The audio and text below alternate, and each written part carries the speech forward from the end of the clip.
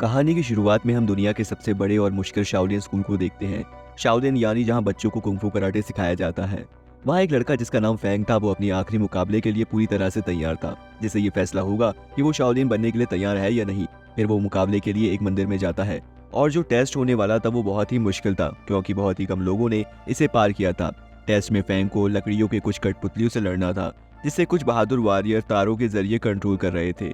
लेकिन फैंग को खुद पर पूरा यकीन था कि मैं कैसे भी करके इस टेस्ट को पास कर लूंगा।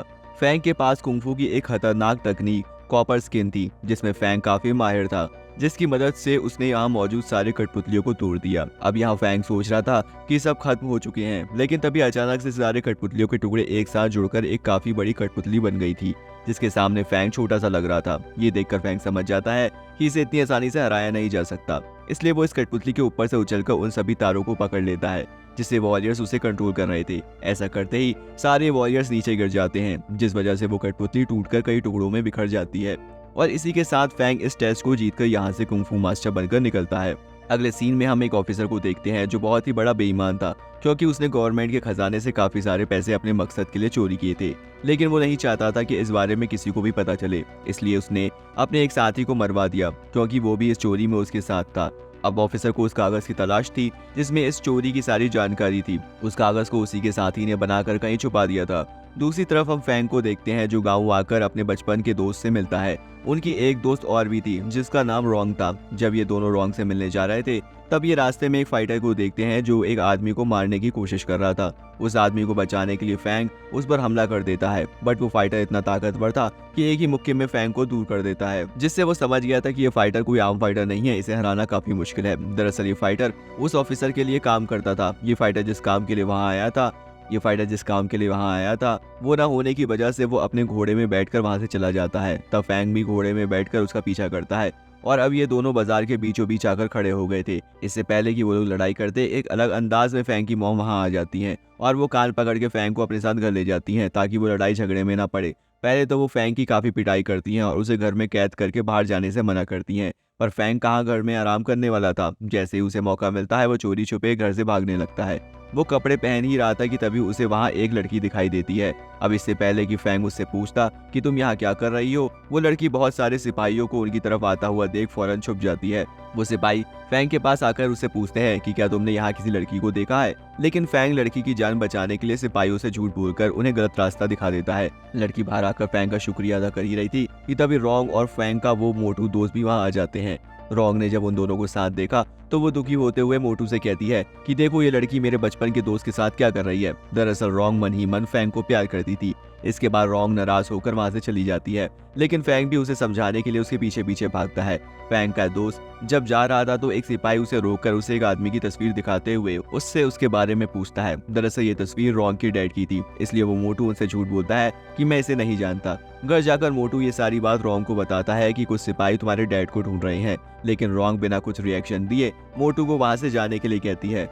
मोटू के जाने के बाद रोंग एक बॉक्स निकालती है जिसके अंदर वही कागज था जिसमें चोरी की जानकारी थी और उस ऑफिसर को इसी कागज की तलाश थी। यहाँ हमें पता चलता है कि रोंग के डैड असल में उस कागज के रखवाले थे और वही एक लौते इंसान हैं जो इस कागज के जरिए उस ऑफिसर को सजा दिलवा सकते हैं। यही वजह है कि सिपाही उन्हें ढूंढ रहे थे।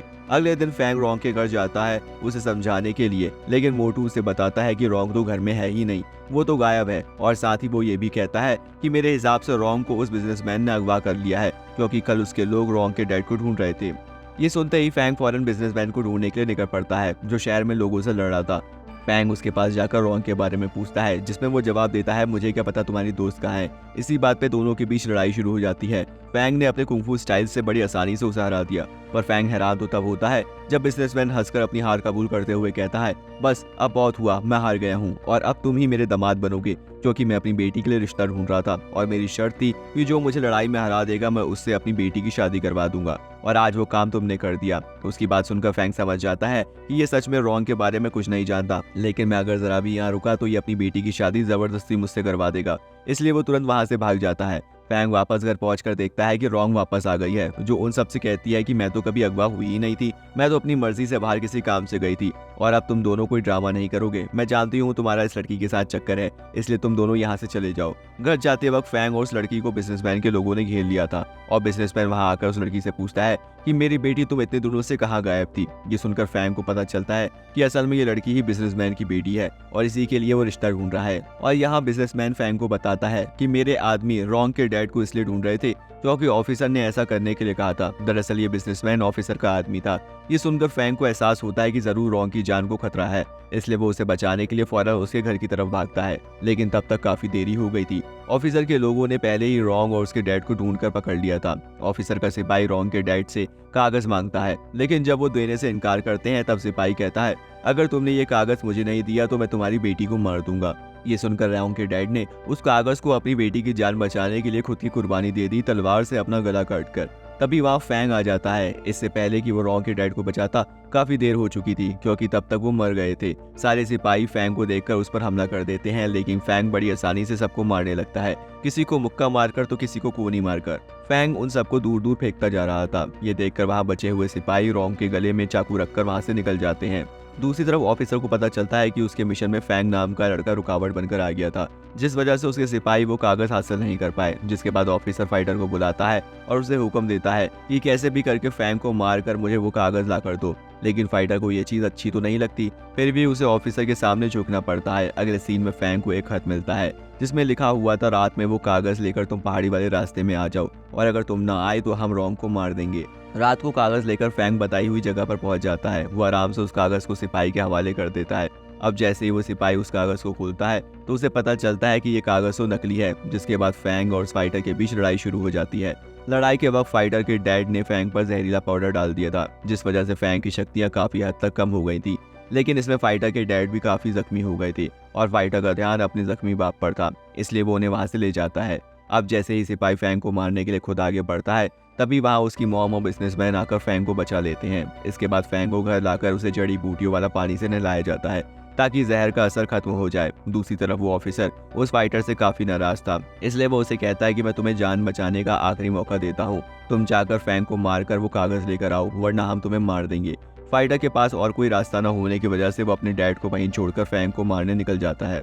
इधर फैंग बिल्कुल ठीक हो चुका था और वो उस पुतले को देखने लगता है जो रॉन्ग ने उसे दिया था। तभी अचानक से वो पुतला खुल जाता है और उसमें से एक कागज निकलता है, जिसे देखकर ये लोग समझ जाते हैं कि इस कागज के लिए ही ऑफिसर सबको मार रहा है और इस कागज को देखकर हम रॉन्ग को बचा सकते हैं। लेकिन इस वजह से उस ऑफिसर को सजा नहीं मिल पाएगी। उसी वक्त फैंग को उस फाइटर का खत मिलता है, इसलिए वो वहां से निकल जाता है। जब ये दोनों एक दूसरे के सामने आते हैं तब उनके बीच काफी जबरदस्त लड़ाई होती है। फाइटर को ऑफिसर से धमकी मिली थी, इसलिए वो अपनी पूरी ताकत लगाकर लड़ता है, लेकिन फिर भी वो फैंग को हरा नहीं पाता। पर फैंग भी उसे बिना मारे जिंदा छोड़ देता है। घर आकर वो फाइटर देखता है कि उसके डैड मर गए हैं, इसलिए वो काफी दुखी होकर रोने लगता है।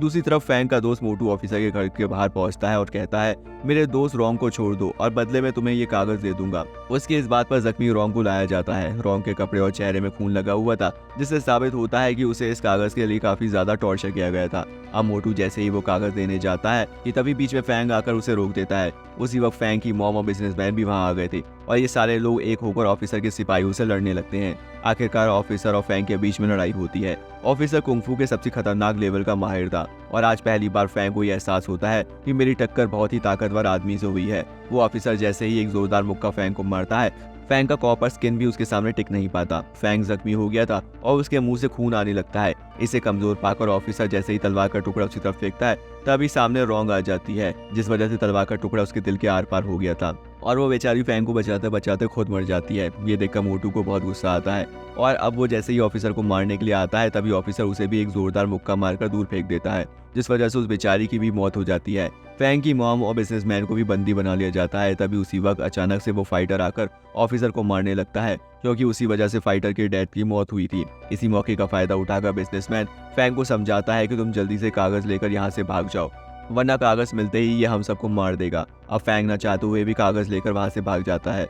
दूसरी तरफ फाइटर बड़ी बहादुरी से उस ऑफिसर से लड़ता है, लेकिन ऑफिसर काफी ताकतवर होने की वजह से फाइटर उसके हाथों मारा जाता है। अब अगले दिन ऑफिसर ने बिजनेसमैन और फैंग की मॉम पर इल्जाम लगाकर उन्हें फांसी देने का फैसला किया और उन दोनों की फांसी देखने के लिए शहर के काफी सारे लोग इकट्ठा हो गए थे। फैंग के पास सबके सामने कागज लाने के अलावा दूसरा कोई रास्ता नहीं था, इसलिए वो फांसी वाली जगह पर आकर सबको बताता है कि इस ऑफिसर ने गवर्नमेंट के खजाने से बहुत सारे पैसे चुराए हैं ये बात सुनकर वहाँ मौजूद सारे लोग ऑफिसर के खिलाफ नारेबाजी करने लगते हैं। ये देखकर ऑफिसर काफी गुस्सा हो गया था, क्योंकि अगर राजा को उसकी इस चोरी के बारे में पता चल गया तो वो भी उसे फांसी की सजा दे देगा। इसलिए वो अपने सिपाहियों से फैंग पर हमला करने को कहता है। लेकिन तभी वहाँ बिजनेसमैन के सिपाही भी आ जाते हैं और अब इन दोनों ग्रुप के बीच में काफी बड़ी लड़ाई छिड़ जाती है।